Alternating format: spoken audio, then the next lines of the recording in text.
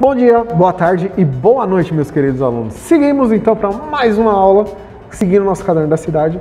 E agora a gente vai falar um pouquinho sobre as raízes não exatas, algumas razões não exatas que nós temos e nós usamos bastante, tá? E aí, para isso, a gente vai seguir na segunda sequência de atividades. E a gente vai fazer a atividade 1, 2 e 3. A 4 ela é mais extensa, mais complicada, a gente vai ver na próxima aula, tá? Então eu separei dessa forma que fica mais fácil da gente entender.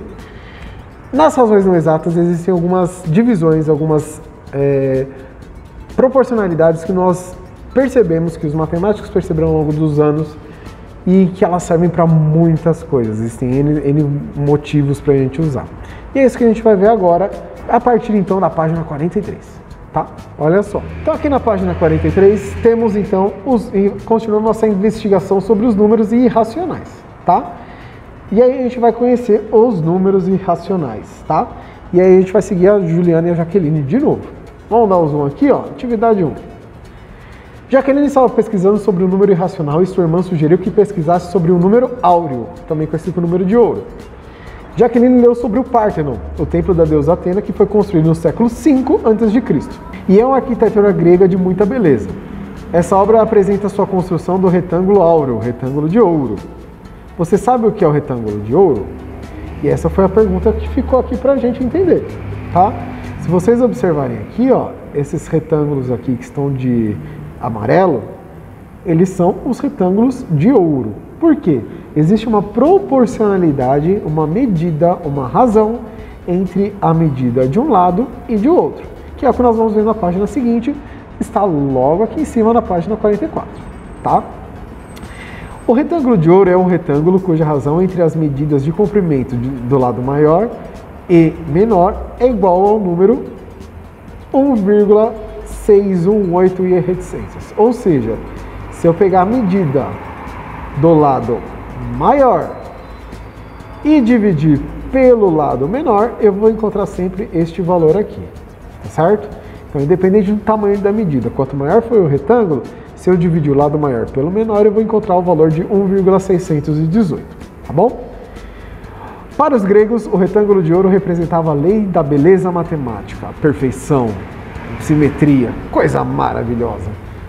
Observe nas imagens a presença do retângulo de ouro em pinturas e construções feitas pelo homem. Então, de novo, ó, olha a Mona Lisa. A Mona Lisa ela tem vários retângulos de ouro, tá? Tá vendo esse grandão aqui, ó, é um retângulo de ouro. Até mesmo Leonardo da Vinci usou esses retângulos, tá vendo? A Catedral de Notre Dame, também na França, tem vários retângulos de ouro que foram usados para auxiliar na construção. E de novo apareceu aqui o Pártenon. Virando então a folha, nós vamos para a atividade 2. Então essa atividade 1 era mesmo só para a gente entender, tá certo? E aí vamos dar um zoom e vamos entender a atividade 2. A atividade 1 está dizendo o seguinte, aliás, exercício 1. Jaqueline investigou ainda a razão entre o comprimento de um lado maior e menor de alguns retângulos que encontrou um desenho na internet. Aí tem esse desenho aqui na internet, tá? Faça a mesma investigação feita por Jaqueline. Agrupe-se com o colega. Não estamos numa pandemia, então vamos fazer sozinhos. Para realizar a atividade, vocês vão precisar de uma régua e uma calculadora. Vocês têm em casa, tá? Pode usar o celular mesmo para calcular. Então o que vocês vão fazer? A primeira razão aqui é do retângulo verde. Então o que vocês vão precisar fazer? Vocês vão medir o lado maior, que é este daqui, e vão montar a razão para mim. Então vai ser lado maior, tá? Maior. E vão dividir pela medida do lado menor, que é esse daqui, ó. Lado menor. E vocês vão fazer isso com todos os 4 retângulos, tá? Então façam a medição deste lado e por esse. Mediu, usa a calculadora, registra aqui para mim e faz a conta quanto deu essa divisão aqui na frente, tá certo? E vão fazer isso para todos. Então é medir e dividir, certo?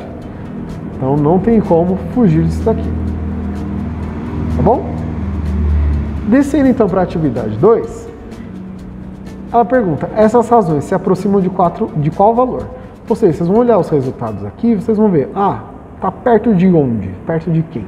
E vão escrever para mim qual é o valor.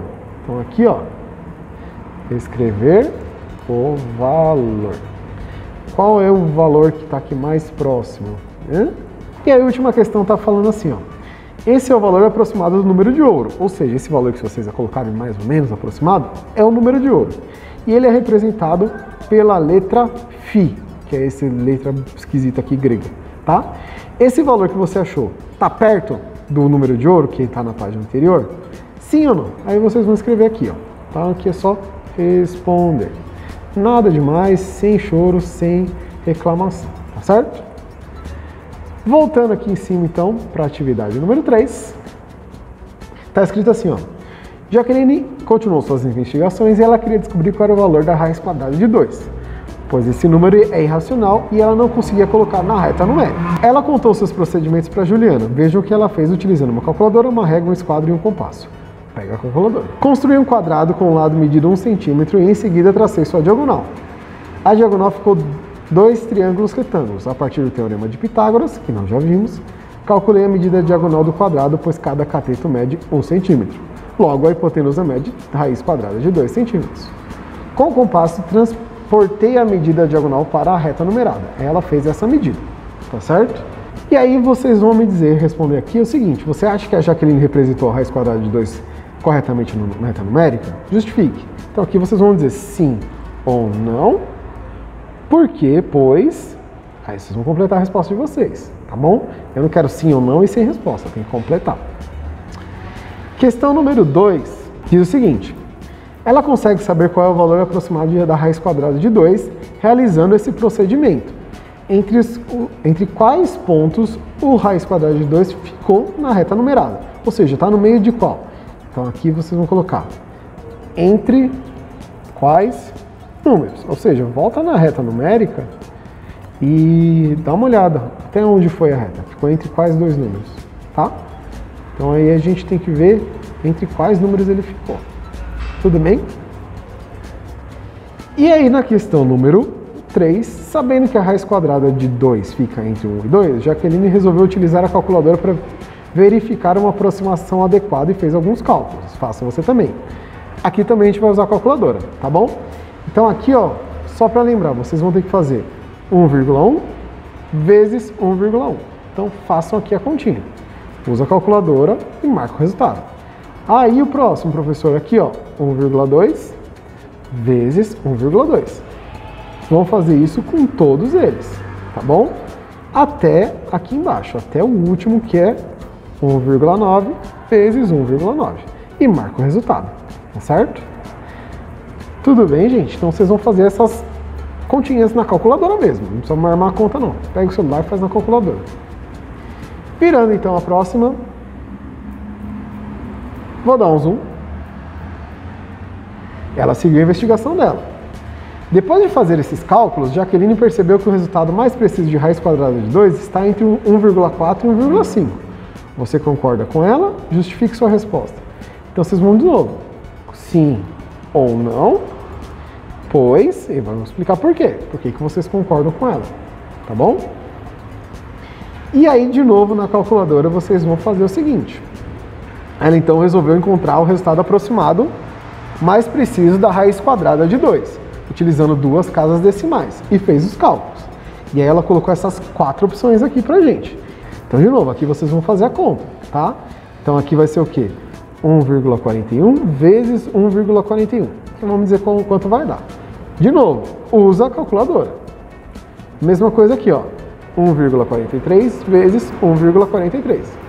E põe o resultado, tá bom? Faz na calculadora, não tem problema nenhum.